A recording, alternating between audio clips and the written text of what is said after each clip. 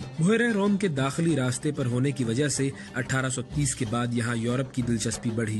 1906 میں یہاں فرانس اور اسپین کے مشترکہ قبضے کو تسلیم کیا گیا۔ 1912 سے 1956 تک مراکش فرانس کی کالونی رہا۔ مراکش کی فرانس سے آزادی میں پاکستان کا بڑا اہم کردار رہا ہے۔ 1952 میں مراکش کے شاہ محمد پنجم کی طرف سے بھیجے گئے تحریک آزادی کے سرگرم لیڈر احمد عبدالسلام بلفرج نے جب اقوام متحدہ کی جنرل اسمبلی میں مراکش کی آزادی کے حق میں آواز بلند کرنے کے لیے کوشش کی تو وہاں موجود فرانسیسی نمائندے نے انہیں یہ کہہ کر خطاب کرنے سے روک دیا کہ مراکش چونکہ فرانس کی کالونی ہے اسی لیے احمد بلفرج کو اس پلیٹ فارم سے بولنے کی اجازت نہیں۔ اجلاس میں شریک پاکستان کے پہلے وزیر خارجہ سر ظفر اللہ خان نے جب ایک مسلمان رہنما کے ساتھ فرانسیسی نمائندے کا حد تک آمیز سلوک دیکھا تو انہوں نے احمد بلفرج کو پاکستانی شہریت کی پیشکش کی اور رات گئے انہیں پاکستانی پاسپورٹ جاری کیا گیا۔ اگلے روز احمد بلفرج نے جنرل اسمبلی کے اجلاس میں پاکستانی چیئر سے خطاب کر کے مراکش کی فرانس کے تسلط سے آزادی کے حق میں آواز بلند کی، جس نے مراکش کی تحریک آزادی میں نئی روح پھونک دی اور بالآخر